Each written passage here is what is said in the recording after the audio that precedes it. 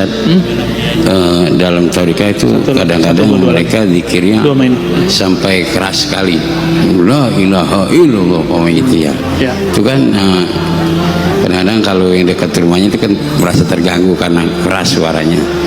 Sedangkan di dalam Al-Quran itu Allah berfirman, ud'u rabbakum tadarru'an wa khufyah, berdoalah kamu kepada Allah dan tadarru dengan rendah hati, wa khufyah dengan suara yang samar-samar. Sementara banyak orang yang zikir dikeraskan, doa juga keras. Nah itu yang sebetulnya yang bagaimana Ustaz, yang sebenarnya yang bagusnya yang mana itu? Apa jahar juga boleh, apa sir boleh? Kalau yang jahar itu dalilnya apa Ustaz?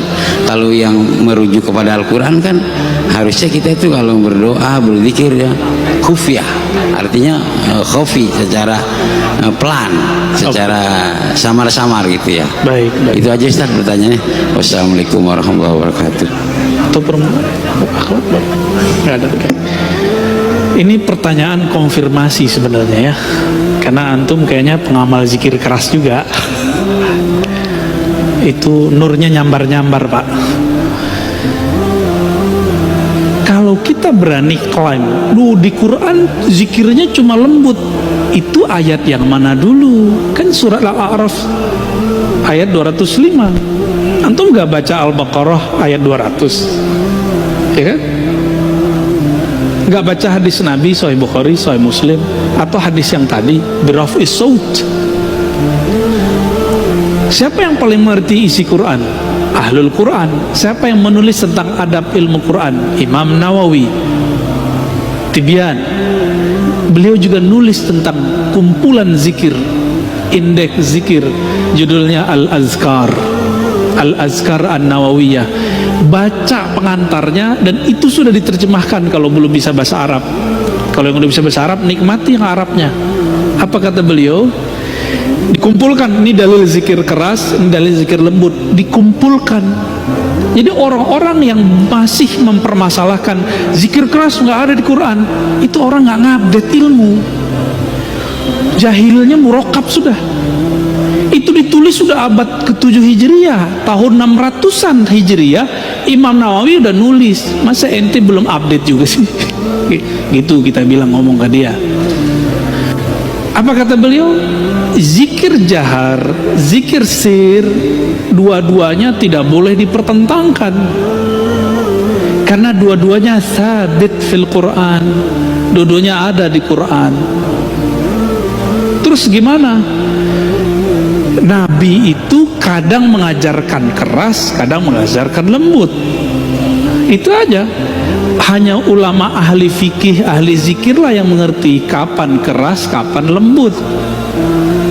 Jadi fas'alu ahla dzikri, tanya ke pakar zikir kapan kita keras, kapan kita lembut.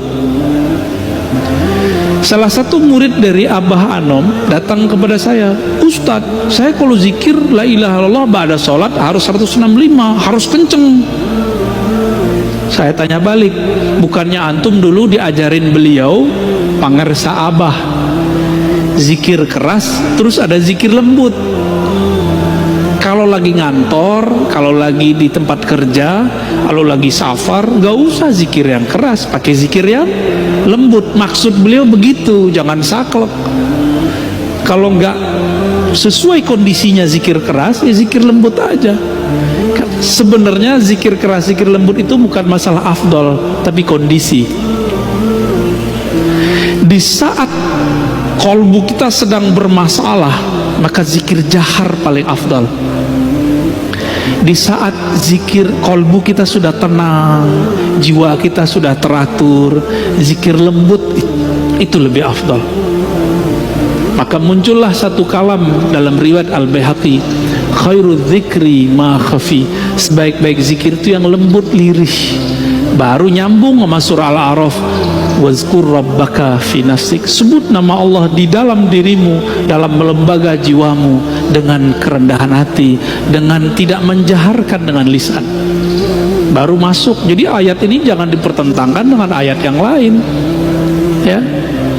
Ini yang lucu, teman saya praktisi ruqyah membid'ahkan zikir keras, tapi kalau dia meruqyah dia bentak-bentak orang pakai takbir, bentak-bentak orang pakai ayat. Padahal Nabi nggak pernah bentak-bentak orang pakai takbir, nggak pernah. Malah Nabi yang dibentak orang. Siapa yang melindungimu dari pedangku? Jawaban Nabi, Allah. Langsung jatuh dia. Jadi Nabi kalau baca Allah jadi pedang, Pak. Sakti. Kalau kita baca la ilaha illallah, takbir, udah berbuih, udah habis suara, nggak menang-menang juga. Kalah lagi. Berarti kita baru baca di lisan. Tentara Al-Mahdi di akhir zaman itu menaklukkan Rum cukup dengan takbir.